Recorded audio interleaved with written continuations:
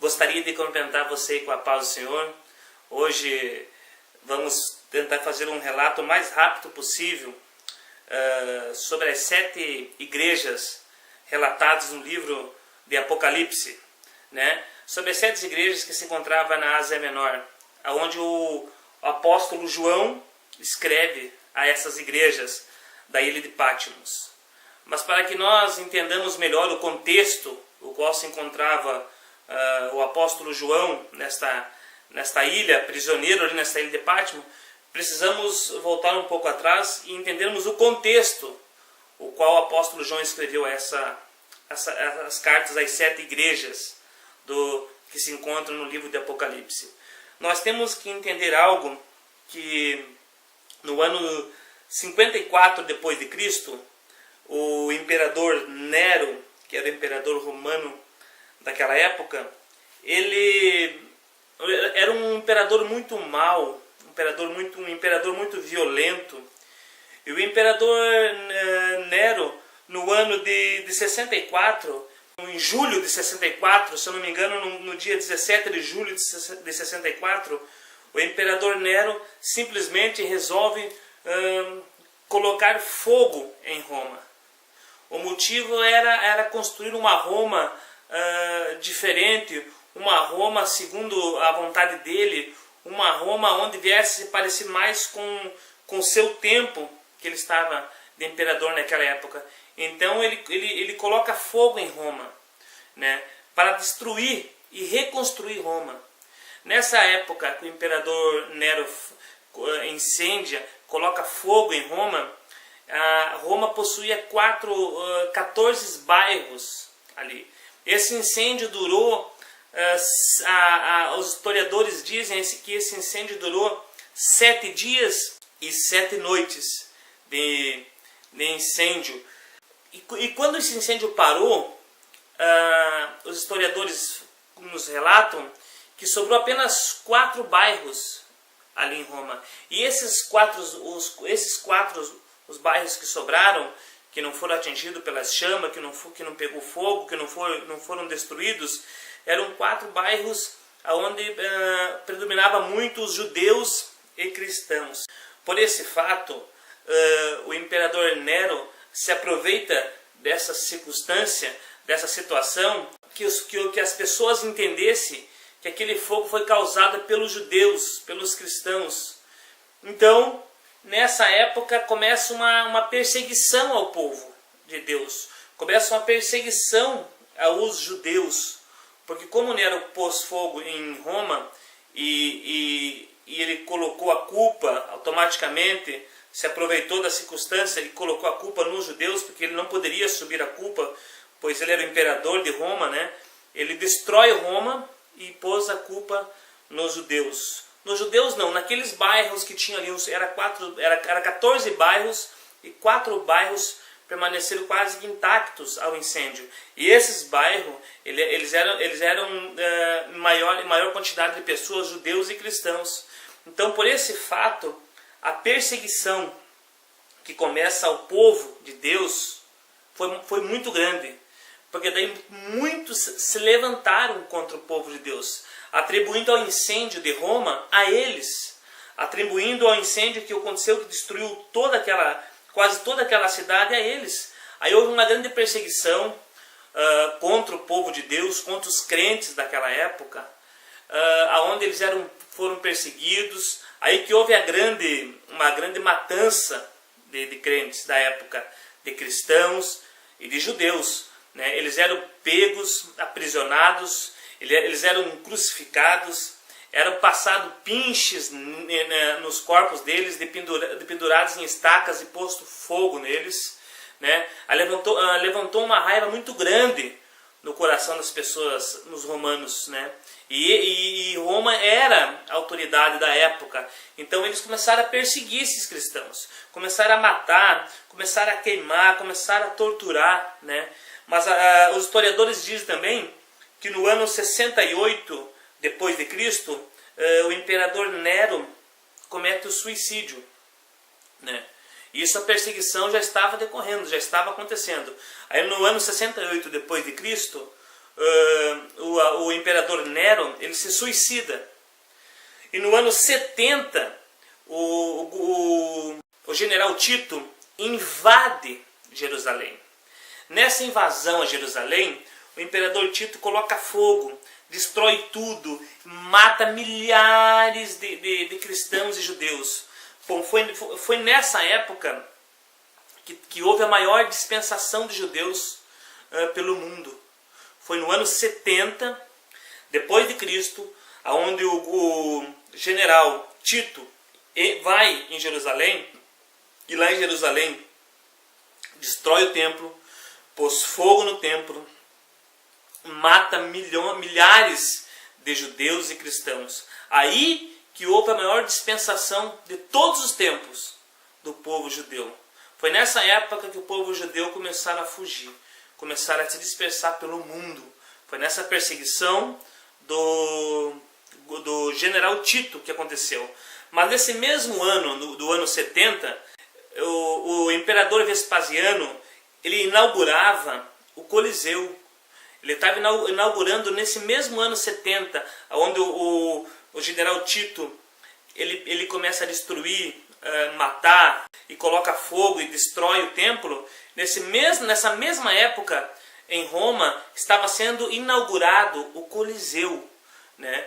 O Coliseu foi inaugurado, e na inauguração do Coliseu, né, no dia da inauguração, foram postos os cristãos a morrerem ali. Era pego os crentes da época, colocado o anfiteatro Flaviano, mais conhecido. Então, neste Coliseu, onde foi construído para ter atrações, para ter apresentações, para ter reuniões, para ali ter diversões para o povo de Roma, neste Coliseu, que era um anfiteatro de 3 andares, onde os pessoal sentavam e no meio ficava a apresentação, o show. Nesse Coliseu, nesse anfiteatro, o imperador Vespasiano, ele pegava os crentes, colocavam ali no meio, largava os leões famintos, e era diversão do povo, e era diversão do povo romano, era ver cristãos sendo devorados pelos leões. E quando não queriam devorar, eles passavam pele de animais mortos, sangue no corpo dos crentes, e lançavam lá para atrair mais aqueles leões famintos. E esses crentes eram devorados vivos ali. Esses crentes eram pisoteados e era um espetáculo para o mundo naquela época. Então foi uma época de muita perseguição, foi uma época de tempo negro para os crentes, onde eles morriam pela sua fé, onde muito sangue de pessoas inocentes foram derramados naquele Coliseu lá. Só que em 86 depois de Cristo, o imperador Domiciliano, se eu não me engano o nome dele, imperador Domiciliano, ele se torna imperador. Em 86, o imperador Domiciliano se torna imperador de Roma. Né? No ano 86 depois de Cristo, isso foi, para nós vermos lindo, foi em 70, Vespasiano, em 86 o imperador Domiciliano, ele se torna imperador. Esse imperador, ele foi considerado o segundo Nero da época, porque ele perseguiu muitos cristãos, como Nero perseguia na sua época. Então esse imperador Domiciliano, ele era considerado o segundo Nero. Né? Esse imperador Domiciliano, foi ele o que envia o apóstolo João, à ilha de Patmos. Para que nós venhamos entender, nessa época, os outros apóstolos já haviam todos sido martirizados. Nessa época só tinha sobrado o apóstolo João. E o imperador Domiciliano, para calar a voz profética, ou para calar a voz do apóstolo João, o apóstolo João isola ele na ilha de Patmos. Ele pega, o apóstolo João envia para lá e deixa ele isolado nessa ilha, que fica no mar Egeu, ali uma ilha. Ela fica perto da Ásia Menor, mas ela fica numa ilha onde ali os criminosos da época, os bandidos da época eram enviados, pessoas perigosas da época eles eram enviados para lá, para ficar lá aprisionados lá, né? E o apóstolo João estava nesse contexto, onde o imperador Domiciliano pega ele e envia para essa ilha de Patmos. E nesse contexto, o apóstolo João pega e escreve as 7 cartas às 7 igrejas da Ásia, aonde ele relata o que cada igreja precisava mudar, o elogio para cada igreja e a gratificação por cada obediência ao que Jesus estava pedindo. Né? Nós vamos ler agora o Apocalipse, capítulo 1, versículo 9. E eu, João, irmão vosso, e companheiro na tribulação, no reino e na perseverança em Jesus, achei-me na ilha de Patmos, por causa da palavra de Deus e do testemunho de Jesus. Achei-me em espírito no dia do Senhor, e ouvi por detrás de mim grande voz, como de trombeta, dizendo: o que vês, escreve no livro, manda às 7 igrejas: Éfeso, Esmirna, Pérgamo, Tiatira, Sardes, Filadélfia e Laodiceia. Então, João deixa bem claro: estou aqui nessa ilha por causa da palavra do Senhor. Eu estou aqui nesse lugar por causa de pregar a palavra do Senhor, por causa do amor, por causa da perseverança, por causa do zelo que eu tinha pela obra. Então João estava lá por causa disso. Ele deixa bem claro no livro: estou na ilha chamada Patmos por causa da palavra de Deus e do testemunho de Jesus. Então o apóstolo João estando lá, o Senhor Jesus fala com ele assim: escreve tudo o que você vê e envia o que você vê às 7 igrejas que eu vou te dizer. Aí fala das 7 igrejas. A primeira igreja é Éfeso.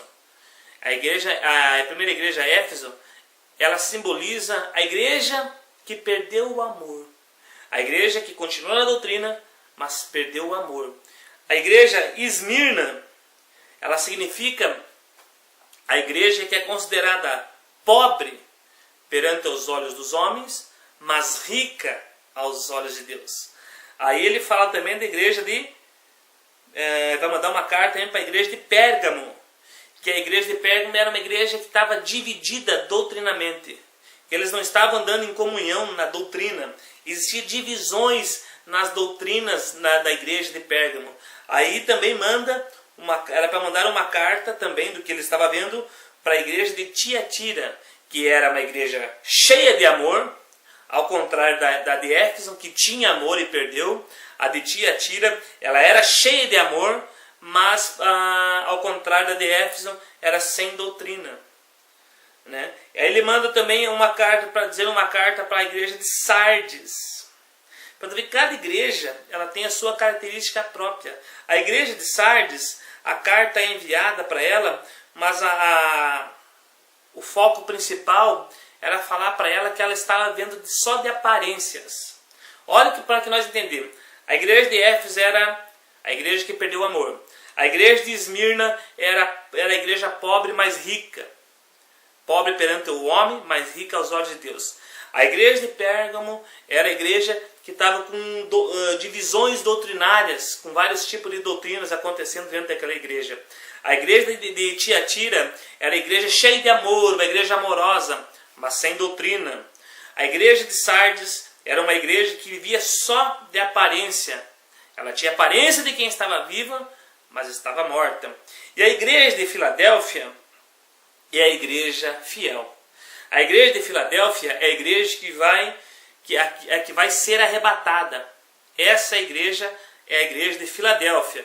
A igreja de Esmirna e a igreja de Filadélfia são as únicas igrejas o qual não recebe repreensão da parte do Senhor Jesus. As outras todas foram repreendidas com exortações. A igreja de Esmirna e a de Filadélfia, elas receberam só elogios da parte do Senhor. Isso nos mostra que realmente podemos ser irrepreensíveis perante os olhos do Senhor, se amarmos, se obedecermos, se perseverarmos e se nós vivermos a palavra, podemos sim ser irrepreensíveis, porque a igreja de Filadélfia e Esmirna nos provam isso. Foram as únicas igrejas, as outras 5 igrejas foram repreendidas pelo Senhor, foram exortadas em situações que elas estavam errando, mas a igreja de Esmirna e Filadélfia só receberam elogios. Mas depois tem a igreja de Laodiceia. Qual é a igreja de Laodiceia? O que ela representa hoje? É uma igreja sem elogios, é uma igreja apóstata, é uma igreja, simboliza a igreja que não vai subir no arrebatamento. Então cada igreja ela tem o seu símbolo para os nossos dias hoje, porque essa palavra se renova todos os dias. E cada carta que está aqui, ela pode ser usada em qualquer circunstância hoje e o dia que está por vir ainda. Então a igreja de Éfeso, ela simboliza algo, um tempo, uma situação que a igreja está passando. A igreja de Esmirna simboliza outro, Pérgamo simboliza outro, Tiatira outro, Sardes, Filadélfia e Laodiceia. Né? Então sobre esses assuntos, sobre essas igrejas, eu gostaria de falar. Eu gostaria de falar primeiro sobre a igreja de Éfeso, que é a igreja que tinha amor, mas perdeu. Há 30 anos atrás, essa igreja estava sendo elogiada pelo amor. Mas aqui em Apocalipse, Jesus começa a fazer o quê? A repreender ela, porque ela não tinha mais amor. Vamos ler agora sobre a igreja de Éfeso, capítulo 2, do versículo 1. Entenda que isso aqui são cartas escritas a essas igrejas. Aqui é uma carta escrita à igreja de Éfeso. Capítulo 2 do Apocalipse. Ao anjo da igreja em Éfeso, escreve estas coisas. Diz: aquele que conserva na mão direita as 7 estrelas, que anda no meio dos 7 candeeiros de ouro. Conheça as tuas obras, tanto o teu labor como a tua perseverança, e que não podes suportar os homens maus, e que pusesses à prova os que a si mesmo se declaram apóstolos, e não são, e os achasses mentirosos. Tem perseverança, suportasses as provas por causa do meu nome, não deixasses esmurecer. Tenho, porém, contra ti, que abandonastes o teu primeiro amor. Olha só, essa carta começa falando bem assim, nos explicando assim, que ele conhece as obras desse povo, ao anjo da igreja. Essa carta foi escrita ao anjo da igreja, ao responsável pela igreja em Éfeso. Ele escreve assim: eu conheço as obras do povo aí, sei que eles não têm força, sei que eles não relevam falsos homens de Deus, eles trazem à tona, digno de ser honrado por esse fato. Sei que eles estão perseverando, sei que eles estão fazendo prova de homens se são de Deus, se não são. Sei que eles não estão deixando falsos profetas ministrar a minha palavra aí, mas tenho algo contra vocês. Vocês têm abandonado o primeiro amor. Vocês abandonaram o primeiro amor. E o que isso significa? Que muitas das vezes fizemos muitas coisas para o Senhor, que essa igreja fazia a obra do Senhor com maior zelo, mas o primeiro amor tinha esfriado. Aí Jesus, ele relata que esse primeiro amor, tenho porém contra ti, que abandonastes o primeiro amor. Lembra-te de onde caístes, arrependa-te e volta à prática das primeiras obras. Se não venho a ti e moverei do seu lugar o teu candeeiro, caso não te arrependas. Tem contudo a teu favor que odeias as obras dos nicolaítas, as quais eu também odeio. Olha que muito interessante o que a carta estava dizendo para o anjo da igreja. Tenho contudo a teu favor que odeia as obras dos nicolaítas. Pessoas que seguiam os nicolaítas. Nicolaítas eram seguidores de Nicolau. Provavelmente esse Nicolau pode ser um daqueles diáconos que foram escolhidos lá em Atos, que tinha o Nicolau, que estava fazendo uma seita, que estava fazendo uma divisão dentro do povo, ensinando outras doutrinas hereges no meio do povo cristão. E esse Nicolau, ele começou a atrair discípulos para ele, daquela forma de pensar amilenista dele. Ele pode ter começado a ensinar doutrinas que vinham de encontro à palavra de Deus. E aqui ele está dizendo assim que está vendo que aquela igreja é contra os nicolaítas, que estão perseverando na sã doutrina, mas tem que voltar e se arrepender, voltar às primeiras obras, senão venho a ti e moverei o teu lugar do candeeiro, caso não se arrependa. Uma igreja doutrinada, uma igreja que não relevava falsas doutrinas, mas uma igreja que estava sem amor. Essa é o contexto da igreja de Éfeso. A igreja de Esmirna, vamos ver a igreja de Esmirna, o que tem para passar para nós, a igreja de Esmirna. Ao anjo da igreja de Esmirna, escreve estas coisas, diz: o primeiro e o último que esteve morto e tornou a viver. Conheço a tua tribulação, a tua pobreza, mas tu és rico. Olha só, Esmirna, a igreja que está em Esmirna, que era uma cidade. Para que você entenda melhor, irmãos, todas essas cidades que eu estou citando, Éfeso, Esmirna, Pérgamo, Tiatira, Sardes, Filadélfia, Laodiceia, elas estão a 70 e a 50 quilômetros uma da outra. Em sequência, elas vão aqui e fazem uma volta na Ásia Menor, bem embaixo, antes quase na costa do mar. Elas fazem a volta e dá em torno de uns 500 quilômetros o circuito de todas elas. Então elas são todas de 70 a 40 quilômetros uma das outras. Então, para essa igreja que estava em Esmirna, ele fala assim, ó: vocês são pobres diante dos olhos dos homens, mas diante dos meus olhos, vocês são ricos. Vocês são prósperas diante dos olhos de Deus. O que nós aprendemos aqui? Que o que vale é o que nós somos diante dos olhos de Deus, e não dos olhos dos homens. Porque aos olhos dos homens, a igreja que estava em Esmirna era uma igreja pobre, fraca. Mas aos olhos de Deus, ela era uma igreja rica. Você tem que se preocupar, você tem que pensar no que Deus vê de você, no que Deus acha de você, e não do que os homens veem. Porque às vezes aos olhos dos homens estamos de pé, mas aos olhos de Deus estamos caídos. E muitas das vezes aos olhos dos homens estamos caídos, e aos olhos de Deus estamos de pé. Olha o que ele diz à igreja de Esmirna: conheço a tua tribulação e a tua pobreza, mas tu és rico. E a blasfêmia dos que a si mesmo se declarou judeus, não são, sendo antes, sinagogas de Satanás. Não temas coisas que tens de sofrer, e que o diabo está para lançar em prisão alguns dentre vós, para ser exposto à prova, e tereis tribulações de 10 dias. Sê fiel até a morte, e dar-te-ei a coroa da vida. Ele diz para a igreja de Esmirna: continua fiel, Esmirna. Vocês vão ser perseguidos, ó, ser fiel até a morte, e te darei a coroa da vida. Vocês serão perseguidos em questão de 10 dias. Olha só o que diz: não temas coisas que tens de sofrer. Eis que o diabo está para lançar em prisão alguns dentre vós, para ser disposto à prova, e tereis tribulações de 10 dias. Ia ser 10 dias de grande tribulação para aquele povo lá. Ser fiel até a morte. Continue assim. A igreja de Esmirna só teve elogios e falava sobre a recompensa o qual ela teria se continuasse fiel. Para você ver que cada igreja ela tem um significado. Cada igreja ela vive de uma forma, e para cada igreja Deus fala o que aquela igreja precisa, o elogio que aquela igreja merece, a exortação, a repreensão e as promessas para cada igreja. Então essa foi a igreja de Esmirna, a igreja pobre aos olhos dos homens, mas rica diante de Deus. Mostra que o que importa é aos olhos de Deus e não aos olhos dos homens. Vamos ver também agora sobre a igreja de Pérgamo, uma igreja bem interessante também. A igreja que estava em Pérgamo, na cidade de Pérgamo. Ao anjo da igreja de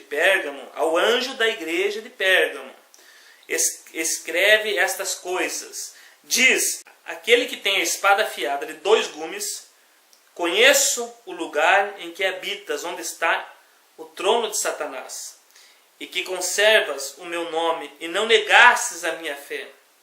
Ainda nos dias de Antipas, minha testemunha, meu fiel, o qual foi morto entre vós, onde Satanás habita, tenho todavia contra ti algumas coisas, pois que tens aí os que sustentam a doutrina de Balaão, o qual ensinava Balaque a armar ciladas diante dos filhos de Israel, para comerem coisas sacrificadas aos ídolos, praticarem prostituição.